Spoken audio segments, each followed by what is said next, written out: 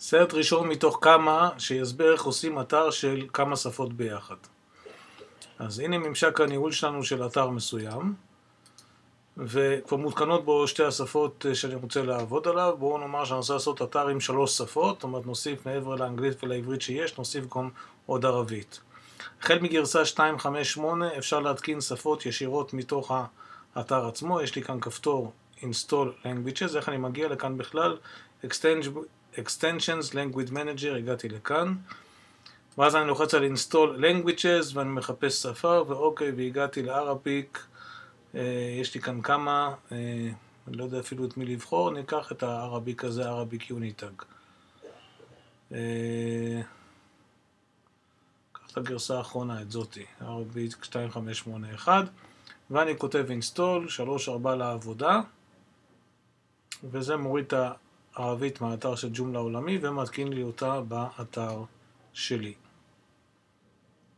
הנה זה עומד להסתיים.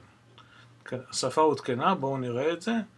Extension Language Manager, יש לי כבר 3 שפות, ערבית, אנגלית ועברית. עברית השפה המובילה שלי. כדי לעשות אתר שיש בו כמה שפות, אני צריך ללכת למקום כאן שנקרא Content, כאן.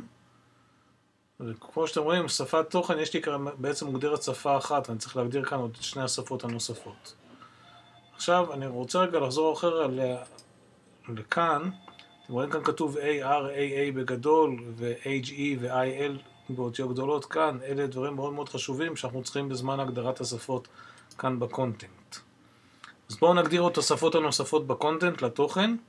יש לי את English, אני עושה New. השפה הבאה שאני אגדיר זה כמובן עברית, אז אני כותב כאן Hebrew. ואני אכתוב כאן עברית. עברית בעברית כמובן, כדאי שזה יהיה בעברית. וכאן אני כותב באותיות קטנות את השם, זה HE, וגם כאן HE, וזה בדיוק לפי מה שראיתם קודם, וכאן זה HE מקף IL ביחד, ואני שומר ועושה חדש, זה יהיה ערביק, ואם אני לא יודע איך כותבים ערביק, ואני לא יודע, אז אני אכתוב כאן, נלך לגוגל טרנסלייט, ונבקש אנגלית, ואני רוצה לכתוב כאן שכתוב בערבית, ואני אכתוב כאן ערביק,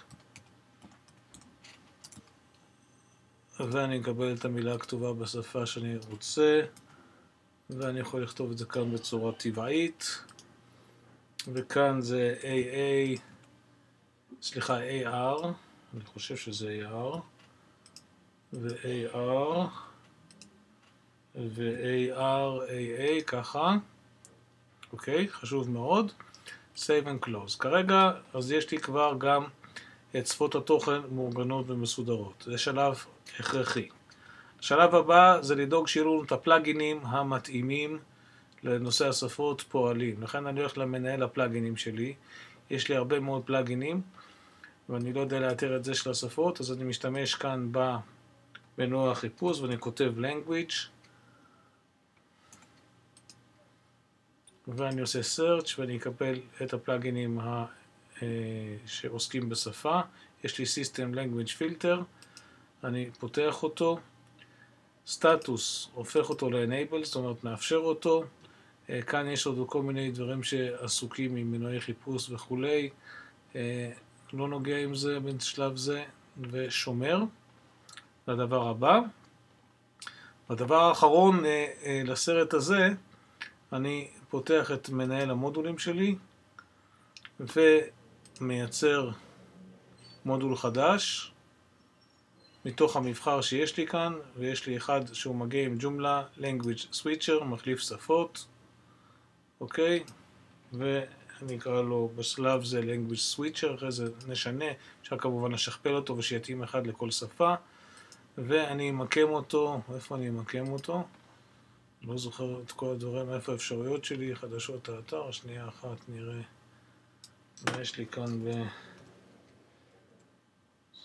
TP שווה 1, בואו נראה רגע. אוקיי, בפוזישן 6 אפשר למקם אותו, אז אני ממקם אותו בפוזישן select position, נעשה את זה ככה, select template, אני בביז 5, ביז 20 נגיד, ופוזישן 6 יש לי כאן, משהו כזה, כן, save, publish it בכל הדפים, כך שאם אני אלך עכשיו לאתר,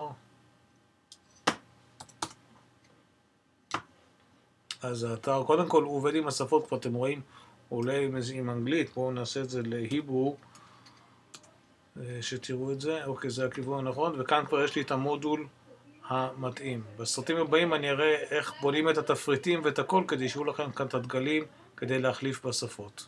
אבל עד כאן ההכנות הראשוניות שאנחנו צריכים לעשות. Shift